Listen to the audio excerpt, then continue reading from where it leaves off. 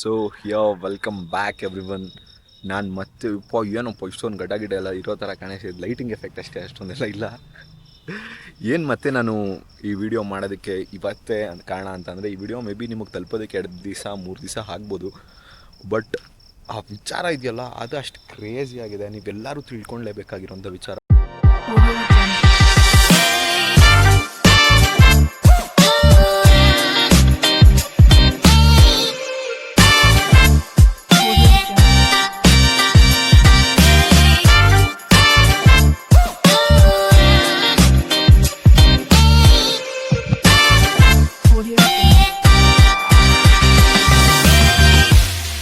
Hello, welcome back every one. ನಮ್ಮ ಜಿಯೋ ಪಾಲಿಟಿಕ್ಸ್ನ ಇನ್ನೊಂದು ವಿಡಿಯೋಗೆ ಎಲ್ಲರಿಗೂ ಸ್ವಾಗತ ಸುಸ್ವಾಗತ.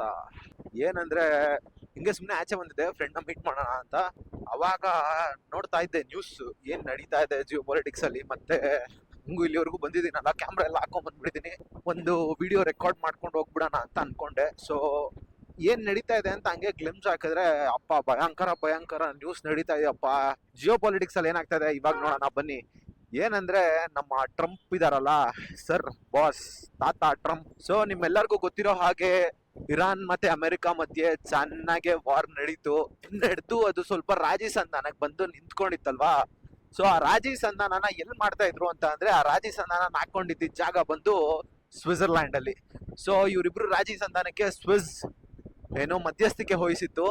ಸೊ ಏನಾಗುತ್ತೆ, ಇವರು ಸ್ವಿಸ್ ಅಲ್ಲಿ ಈ ಸಂಧಾನ ಕಾರ್ಯಕ್ರಮ ಇಟ್ಕೊಂಡಿರ್ತಾರಲ್ಲ, ಈ ಸಂಧಾನ ಕಾರ್ಯಕ್ರಮ ಇಟ್ಕೊಂಡಿರೋ ಟೈಮಲ್ಲೇನೆ ಎರಡೂ ಕಡೆಯಿಂದ ಸಿಕ್ಕಾಬಡೆ ವಿಪರೀತವಾಗಿರುವಂತ ಬೆಳವಣಿಗೆಗಳು ಬರುತ್ತೆ. ಏನಂತ ಹೇಳ್ತೀನಿ ಕೇಳಿಸ್ಕೊಳ್ಳಿ. ಅಮೆರಿಕ ಏನ್ ಮಾಡ್ಬಿಡುತ್ತೆ, ಅಮೆರಿಕ ಏನಲ್ಲ ಗುರು, ಟ್ರಂಪ್ ಏನ್ ಮಾಡ್ಬಿಡ್ತಾರೆ ಅಂತ ಅಂದ್ರೆ, ಇದೇನ್ ರಾಜಿ ಸಂಧಾನ ಮೀಟಿಂಗ್ ನಡೀತಾ ಇರುತ್ತಲ್ಲ, ಆ ಮೀಟಿಂಗ್ ನಡೆಯೋ ಟೈಮಲ್ಲೇನೆ ಒಂದು ಅವ್ರದ್ದು ಟ್ರೂತ್ ಅಂತ ಒಂದು ನ್ಯೂಸ್ ಪೇಪರ್ ಆರ್ಟಿಕಲ್ ಅಥವಾ ಈ ತರದೊಂದು ಜರ್ನಲ್ ತರದಿದೆ ಆಯ್ತಾ. ಅದರಲ್ಲಿ ಒಂದು ಆರ್ಟಿಕಲ್ ನ ಬಿಡ್ತಾರೆ. ಏನಪ್ಪಾ ಆರ್ಟಿಕಲ್ ಅಂತ ಅಂದ್ರೆ, ಲೆಬನಾನ್ ಇಂದ ಹಿಜ್ಬುಲ್ಲಾಗಳೆಲ್ಲಾರು ವಾಪಸ್ ರಿಟ್ರೀವ್ ಆಗ್ಬಿಡ್ಬೇಕು, ಎಲ್ಲಾರು ವಾಪಸ್ ಹೋಗ್ಬಿಡ್ಬೇಕು. ಅಂಡ್ ನಿನ್ ಮೇಲಿಂದ ಒಂದೇ ಒಂದ್ ಫ್ರೆಂಡ್ ಲೈನ್ ಅಟ್ಯಾಕ್ ಕೂಡ ಆಗ್ಬಾರ್ದು, ಆದ್ರೆ ನಾವ್ ನಿಮ್ಮನ್ ಸುಮ್ನೆ ಬಿಡಲ್ಲ ಅಂತ ಟ್ರಂಪ್ ಇದ್ರಲ್ಲಿ ಬರ್ದಿದ್ದಾರೆ ಆಯ್ತಾ. ಸೊ ಅದು ಮ್ಯಾಟರ್ ಆಗಿರೋದು. ವಾರ್ನಿಂಗ್ ಯಾರು ಗುರು ಕೊಡ್ತಾರೆ ವಾರ್ನಿಂಗ್ ಇದ್ರ ಟೈಮಲ್ಲಿ, ರಾಜಿ ಸಂಧಾನ ಆಗ್ತಾ ಇರೋ ಟೈಮಲ್ಲಿ? ಬಟ್ ನಮ್ ಟ್ರಂಪ್ ಕೊಟ್ಟಿದ್ದಾರೆ ನೋಡಿ. ಸೊ ಅದಷ್ಟಾಯ್ತಾ, ಹೋಗ್ಲಿ ಬಿಡಪ್ಪ, ಹಾಳಾಗೋಗ್ಲಿ, ಏನೋ ಹಿಜ್ಬುಲ್ಲಾಗಳ್ದು ಲೆಬನಾನ್ ಇಂದ ತೆಗ್ದಾಕ್ತವ್ರೆ ಅಂತ ಅನ್ಕೊಂಡ್ರೆ ಅದು ಒಂದ್ ಕತೆ. ಆದ್ರೆ ಎರಡನೇ ಸ್ಟೋರಿ ಇದೆ ಅದಕ್ಕೆ.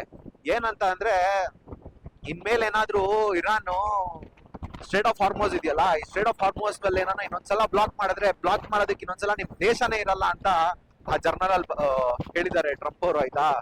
ಸೊ ಅದಕ್ಕೆ ಏನಲ್ಲ ಆಯ್ತಾ.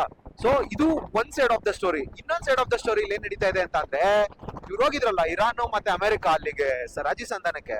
ಅಲ್ಲಿ ಏನ್ ಇಂಟ್ರೆಸ್ಟಿಂಗ್ ಬೆಳವಣಿಗೆ ಅಂದ್ರೆ, ಇರಾನ್ ರೆಪ್ರೆಸೆಂಟೇಟಿವ್ಸ್ ಯಾರು ಬಂದಿರ್ತಾರಲ್ಲ, ಅವ್ರು ನಾವ್ ಯಾರೂನು ಅಮೆರಿಕನ್ ರೆಪ್ರೆಸೆಂಟೇಟಿವ್ಸ್ ಜೊತೆ ಫೋಟೋ ತೆಗೆಸ್ಕೊಳಲ್ಲ ಅಂತ ಅನ್ಬಿಡ್ತಾರೆ. ತುಂಬಾ ರಿಕ್ವೆಸ್ಟ್ ಮಾಡ್ಕೊಂಡ್ ಮೇಲೂ ಫೋಟೋ ತೆಗೆಸ್ಕೊಳ್ಳೋದಕ್ಕೆ ಒಪ್ಕೊಳ್ಳೋದೇ ಇಲ್ಲ. ಏನ್ ರೀಸನ್ ಫೋಟೋ ತೆಗೆಸ್ಕೊಳ್ಳೋದಕ್ಕೆ ಒಪ್ಕೊಂಡಿಲ್ಲ ಅಂತ ಅಂದ್ರೆ, ಕೇಳ್ತಾರಲ್ಲ ಮೀಡಿಯಾದವರು, ಏನಕ್ಕೆ ನೀವು ಫೋಟೋ ತೆಗೆಸ್ಕೊಂಡ್ಲಿಲ್ಲ ಅಮೆರಿಕನ್ ರೆಪ್ರೆಸೆಂಟೇಟಿವ್ ಜೊತೆ ಅಂತ. ಸೊ ಅವಾಗ ಇರಾನ್ ಅವರು ಏನ್ ಹೇಳ್ತಾರೆ ಅಂತ ಅಂದ್ರೆ, ಅಮೆರಿಕನ್ಸ್ ಇದಾರಲ್ಲ ಅವರೆಲ್ಲ war criminals. This is not only an act of aggression, it is a war crime and a crime against humanity. War criminals ಜೊತೆ ನಾವ್ ಯಾವತ್ತೂ ಫೋಟೋ ತೆಗೆಸ್ಕೊಳಲ್ಲ ಅಂತ ಹೇಳಿದ್ದಾರೆ. ನೀವು ಕೇಳಿಸ್ಕೊಬೇಕು, ಇದು ಇರಾನ್ ಅಮೆರಿಕಾಗೆ ಹೇಳಿರೋದು. ಸೊ ಅಮೆರಿಕ ಮಾನ ಮರ್ಯಾದಿನ ಇರಾನ್ ಎಲ್ಲಾರ ಮುಂದೆ ಹಂಗೆ ಚಪ್ಪನಂಗ್ ತೆಗೆದ್ಬಿಡ್ತು ಆಯ್ತಾ. ಅದು ಒಂದೇ ಕತೆ. ಆದ್ರೆ ಈ ಎಲ್ಲಾ ರಾಜಿ ಸಂಧಾನ ಎಲ್ಲ ಏನ್ ಆಗ್ತಾ ಇತ್ತಲ್ಲ, ಅದು ಅಮೆರಿಕ ಹೆಂಗ್ ಬಿಂಬಿಸಿತ್ತು ಅಂತ ಅಂದ್ರೆ, ಅದು ಇರಾನ್ಗೆ ತುಂಬಾ ಅತಿ ಅವಶ್ಯಕವಾಗಿರುವಂತ ಒಂದು ವಿಚಾರ ಅನ್ನೋ ತರ ಎಲ್ಲಾ ಕಡೆ ನ್ಯೂಸ್ ಆಗಿರ್ಬೋದು ಈ ತರ ಹರಡಿಸಿತ್ತು. ಆದ್ರೆ ಏನು ಈ ತರ ಹರಡಿಸಿತ್ತಲ್ಲ, ಸೊ ಈ ಇನ್ಸಿಡೆಂಟ್ ಏನಾಯ್ತಲ್ಲ, ಈ ಇನ್ಸಿಡೆಂಟ್ ಇಂದ ಎಲ್ಲರಿಗೂ ಗೊತ್ತಾಗುತ್ತೆ ದಟ್ ಯಾರಿಗ್ ರಾಜಿ ಸಂಧಾನ ಜಾಸ್ತಿ ಬೇಕಾಗಿತ್ತು ಅಂತ ಅಲ್ವಾ. ಇರಾನ್ ಅವ್ರಿಗೆಲ್ಲ ರಾಜಿ ಸಂಧಾನ ಜಾಸ್ತಿ ಬೇಕಾಗಿರೋದು, ಯಾರಿಗ್ ಬೇಕಾಗಿರೋದು? ಅಮೆರಿಕಾದವ್ರಿಗೆ ರಾಜಿ ಸಂಧಾನ ಬೇಕಾಗಿರೋದು. ಅದು ಒಂದ್ ಎಕ್ಸ್ಪೋಸ್ ಆಯ್ತಪ್ಪ ಇವ್ರಗಳ ಮುಂದೆ. ನೆಕ್ಸ್ಟ್ ಅಮೆರಿಕ ಸುಮ್ನಿರ್ಬೇಕಲ್ಲ. ಈ ಎಲ್ಲಾ ಕಿತಾಪತಿಗಳಾದ್ಮೇಲೆ ಅವ್ರು ಇರಾನ್ ಅವ್ರು ಅರ್ಧ ಮೀಟಿಂಗ್ ಅಲ್ಲೇ ಎದ್ ಬಂದ್ಬಿಡ್ತಾರೆ. ಮೀಟಿಂಗ್ ಪೂರ್ತಿ ರಾಜಿ ಸಂಧಾನದ ಮೀಟಿಂಗ್ ಏನ್ ನಡೆಯುತ್ತಲ್ಲ, ಅದಕ್ಕೆ ಪೂರ್ತಿ ಕುತ್ಕೊಳ್ಳೋದು ಕೂಡ ಇಲ್ಲ ಇರಾನ್ ಆಯ್ತಾ.